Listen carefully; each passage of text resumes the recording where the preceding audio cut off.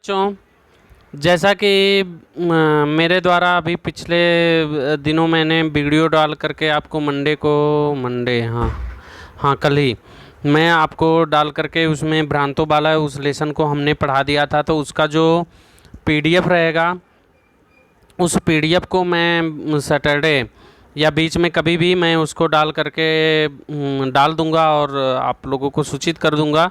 और नेक्स्ट मैं व्याकरण आप लोगों को पढ़ाने आ रहा हूँ, जिसमें मैंने आपको अपठित अवबोधन दिया था।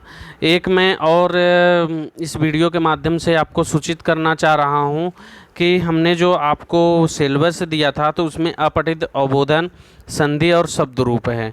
तो हम संधि तो पढ़ा चुके हैं, अपठित अवबोधन शब्द रूप पढ़ाना है। तो हम इसमें एक और ऐड कर रहे हैं आपका धातु रूप, ठीक ना। ये आपका 4 लेसन हो जाएगा। तो इसमें हम आपको शब्द रूप के साथ साथ धातु रूप भी ऐड करना चाह रहे हैं। तो मैं आपको मैसेज के माध्यम से सूचित कर दूंगा, ठीक ना। तो आज हम देखते हैं खंड का अपठित अवबोधन। अपठित अवबोधन माने कि जो न पढ़ाया गया। अपठित का अर्थ होता है कि पहले न पढ़ाया गया। अपठित गद्यांश का स्तर अति सुबोध व सरल होता है। छात्र उसे रुचिपूर्वक पढ़ सकते हैं। यदि किसी घटना, कहानी, यात्रा वृत्तांत या जीवनी का वर्णन किया गया हो तो छात्र उसे पहले अच्छी तरह से पढ़ ले। छात्रों को पढ़ते ही बहुत से प्रश्नों के उत्तर स्वयं ही समझ में आने लगेंगे, जो कि हमने क्लास 8 में आपको समझा दिया था, ठीक ना। ध्यान रखने योग्य बातें हैं, इसमें कुछ ध्यान रखने योग्य बातें हैं महत्वपूर्ण। देखो, पहला है कि गद्यांश को ध्यानपूर्वक 2-3 बार पढ़ें ताकि समझ में आ जाए कि उसमें क्या बताया गया है। पहले हम क्या करेंगे कि गद्यांश को अच्छे से पढ़ेंगे, ठीक ना, 2 से 3 बार, फिर उसमें समझ में आ जाएगा कि उसमें क्या बताया गया है, ठीक ना, क्या समझाया गया है। सेकंड है कि संबंधित प्रश्नों के उत्तर गद्यांश से लें। जो संबंधित प्रश्न के उत्तर हैं वो गद्यांश से ही आप लें, बाहर से न जाएं। थर्ड है कि इस बात का ध्यान रखें कि प्रश्न का उत्तर गद्यांश में ही हो, ठीक ना। प्रश्न का उत्तर कहाँ से हो? गद्यांश में ही हो। अगला है 1 2 3 4 एक पदेन उत्तरत के उत्तर एक शब्द में दें तथा पूर्ण वाक्य के उत्तर पूरे वाक्य में दें, ठीक ना। एक पदेन का उत्तर एक वाक्य में एक शब्द में दें आप, ठीक ना। अगला है भाषिक कार्य के प्रश्नों के अंतर्गत सही उत्तर चुनने में अपठित गद्यांश की सहायता ली जानी चाहिए। जो भाषिक कार्य माने कि जो व्याकरण से संबंधित रहता है, जैसे कि विलोम शब्द पूछ देता है, ठीक ना, विशेषण विशेष से पूछ देता है, तो इसको आप मतलब कि अपठित गद्यांश की सहायता से ही लें। अगला है कि प्रश्नों के उत्तर सटीक व सारगर्भित होने चाहिए, इसको सटीक होना चाहिए। और लास्ट है कि शीर्षक का चुनाव विषय वस्तु गद्यांश से संबंध संक्षिप्त व रोचक हो। जो शीर्षक माने कि पाठ का नाम आप क्या देना चाहते हैं, इस लेसन को क्या शीर्षक देना चाहते हैं, उसी शीर्षक लिखिए। तो वह शीर्षक जो है वह उसके गद्यांश से संबंधित हो, संक्षिप्त और रोचक हो, ठीक ना। यहाँ पे हम आपको कुछ गद्यांश जो है वो दे रहा हूँ, आप उसको देखिएगा, समझिए, ठीक ना। जैसे अधोलिखित गद्यांश पठित्वा प्रसन्ना नाम उत्तराणि लिखित।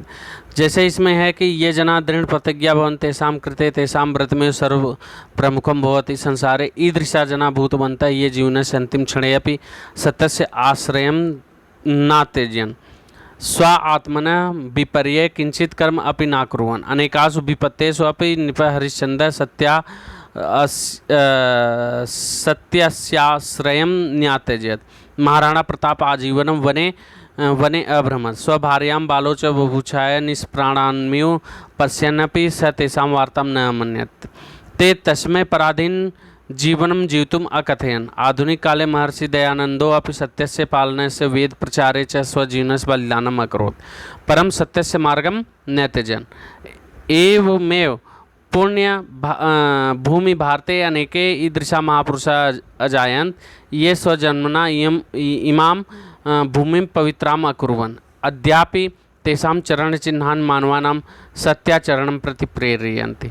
अब देखो कि ये है आपका वो इसमें पूछ दिया कि एक पदेन उत्तर महर्षि दयानंद किम बलिदानम अकरोत। तो यहाँ पे था ना कि महर्षि, अगर ये इसको 2-3 बार पढ़ेंगे तो आपको हो जाएगा यहाँ पे कि महर्षि दयानंद सत्यस्य पालने वेद प्रचारे च स्वजीनोम बलिदानम अकरोत।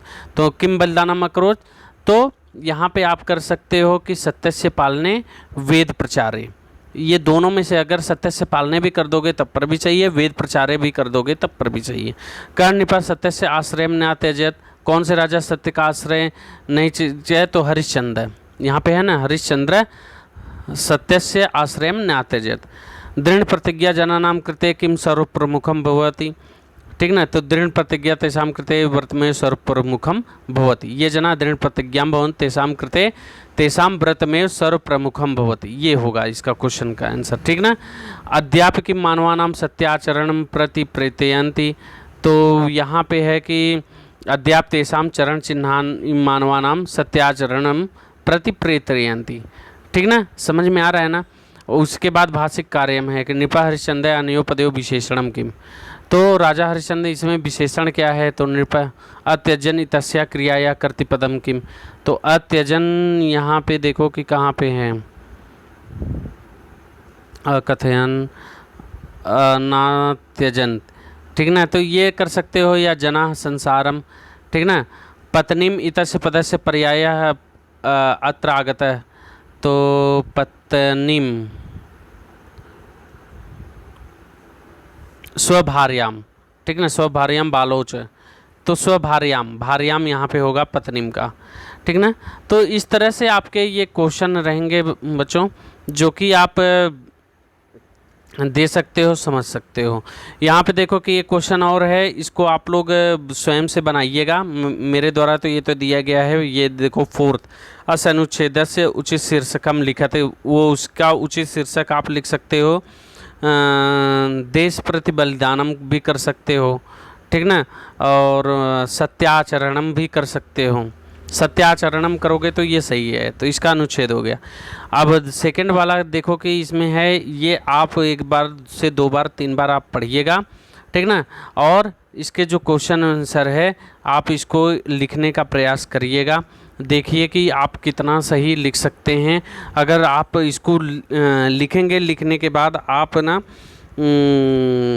PDF के माध्यम से आप हमको भेज सकते हैं व्हाट्सएप के थ्रू, ठीक ना, आप इसको भेज सकते हैं या समझ सकते हैं कि हाँ हमको समझ में आया, हमने लिखा, ठीक ना। तो फिर नहीं, आप भेजिएगा मत, आप लिखिएगा, लिखने के बाद आप व्हाट्सएप के थ्रू मैसेज डालिएगा कि हाँ हमको समझ में आ गया, नहीं समझ में आया आप इसका उत्तर क्या होगा सर, तो उत्तर मैं उसके माध्यम से भेज दूँगा, ठीक ना। और बच्चों अगर और कुछ भी अगर आपको डाउट लग रहा है तो आप हमको निसंकोच कर सकते हैं। तो आज हमने आपको अपठित अवबोधन के विषय में बताया है, आगे हम आपको शब्द रूप बताएंगे। तो शब्द रूप में विशेष कुछ नहीं है, कुछ कुछ शब्द रूप हैं जो कि आपको याद करने होंगे, जैसे कि अकारांत बालक शब्द के अनुसार और स्त्रीलिंग में लता या बालिका शब्द के रूप के अनुसार आप वो 2 याद कर लेंगे, ठीक ना। और धातु रूप में मैं धातु रूप के विषय में एक बार समझा दूंगा आपको, जिससे आपको कोई कठिनाई आगे ना हो। तब तक के लिए धन्यवाद बच्चों। जो भी अगर आपको डाउट है आप व्हाट्सएप के थ्रू हमसे पूछ सकते हैं। धन्यवाद।